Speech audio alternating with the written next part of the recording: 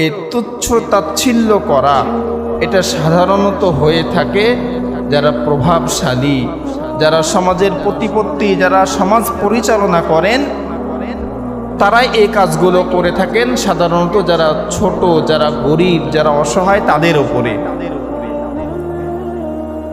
অসহায় মানুষ, তার পক্ষে বলার মতো কেউ নাই, আপনি সুযোগ পেয়ে তাকে দুইটা কথা শুনিয়ে দিলেন, সুযোগ পেয়ে তাকে অপমান করে দিলেন।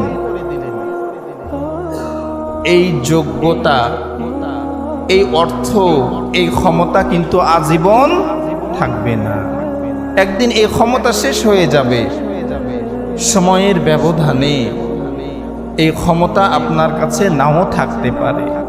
আজকে আপনি ক্ষমতার মালিক, অর্থের মালিক, এজন্য যা খুশি তাই করছেন। আপনার জীবনে এমনও সময় আসতে পারে যে সময় আপনি ক্ষমতাচ্যুত হতে পারেন, আপনার অর্থ আপনার থেকে দূরে সরে যেতে পারে।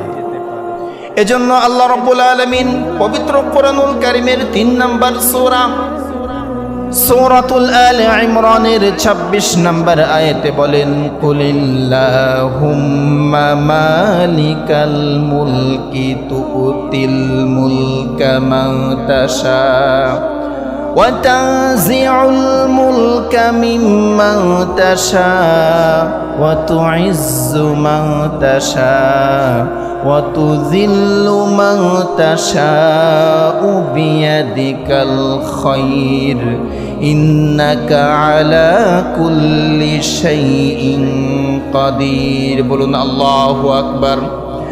আল্লাহ রাব্বুল আলামিন বলেন, কুল, হে নবী আপনি বলুন, লিল্লাহ, আসমান জমিনের মালিক আমি আল্লাহ।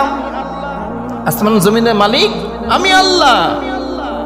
আমি আল্লাহ যাকে খুশি তাকে আমি সম্মানিত করি, যাকে খুশি লাঞ্ছিত করি, যাকে খুশি অঢল সম্পত্তি দিই, যাকে খুশি তার কাছ থেকে সম্পত্তি ছিনিয়ে নিই। একমাত্র ক্ষমতার অধিকারী আমি আল্লাহ। সুবহানাল্লাহ। একমাত্র ক্ষমতার মালিক আমি আল্লাহ। এজন্য যে ক্ষমতার বড়ায়ে আপনি এই কাজগুলো করছেন, এগুলো কিন্তু আজীবন আপনার কাছে থাকতে নাও পারে।